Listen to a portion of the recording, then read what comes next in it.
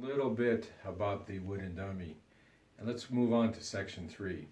So one of the things that we do when we try to work the dummy sections is we try to end the sections with what we call a talk and a jut. But the talk is never straight up like this. The talk is always into the triangle like this. And when we use a talk on the arm, we always use the talk to move the arms upward. So we follow the directions of the arm. In other words, the humerus, right? We don't, like if your arms are out, we don't push up because your hands would go up. You push them back so that you move backwards. So in other words, in section 3, we want to use our yulma, in other words, our waist, to go up and down. So in chamkyu, we learn that the waist power, yulma, can go side to side. So we can shift and move side to side. We also learn that it can circular. We also know that the waist can go up and down as well.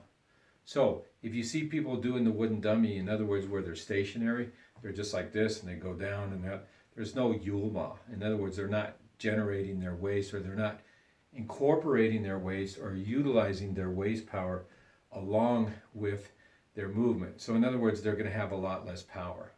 So remember, let's talk about relaxation. So relaxation, the more relaxed you are, the more velocity you're going to have. And the more relaxation and the more velocity they have, you're going to have more mass. So between more velocity and more mass, you're going to have much more power. So you're going to have a lot more power. So in other words, when you utilize the wooden dummy, you want to think of it in terms of relaxation. In other words, utilizing your speed, your velocity to create power and your mass. Okay? So when we do section 2, we start out here and we go down, so we drop our waist down. In other words, here we do down and we do 完枪 or 向完枪, like there. Then we go double tan, and then we come up like that, and then we jat both sides. Then we go left, right, left. Now the key to this is that when we're circling, we stay connected. In other words, we don't lose connection. So if your hand's moving around and then there's a gap, it's no good. You want to stay connected. But here's the key, and you won't see that a lot, is that when we're here like this and when I go side to side, I'm shifting my body. You'll see people do this. In other words, my legs and my feet aren't doing anything. They're just moving like this. So in other words, I look at it like you're doing a wooden dummy, a mukyanjang, wooden dummy form, as in a Siulim Dao level. In other words, Siulim Dao, we're stationary, right? There's no movement.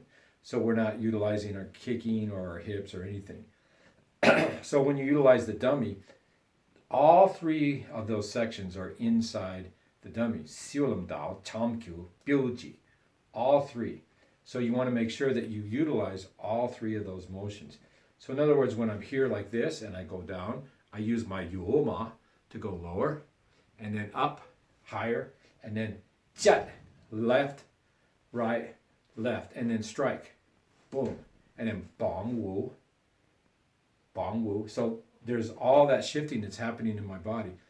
Shift, shift, shift, strike, back into yichi kim yuma, or siulam da mo, or jingma, bong wu, step, kick, then gong cao, then right, shift, left, right, low at the left. I go over the arm. So in other words, I don't overextend my body. I go over the arm and then come back and set here and then strike again.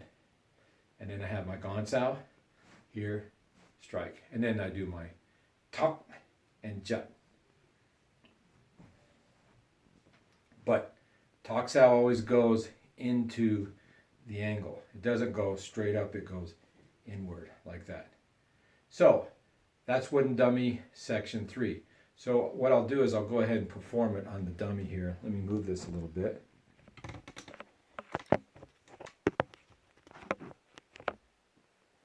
Okay, so here, low, up, right, then left, right, left, strike, bong wu, kick, Gonzal, right, left, right, lower to left, over the arm like that, bong wu. That way I'm not coming over the top. Go to the other side, kick, Cao Sao, shift, and strike. So Cao Sao, 3 stances, not 1, which you see all the time. It's 3. 1, shift, 2, shift, and then strike. Try to shift as much as possible, because the more you can shift, the better off you are, and you're going to be able to evade punches and kicks. If your body is straight, or your head's just a constant straight target, you're going to get hit a lot.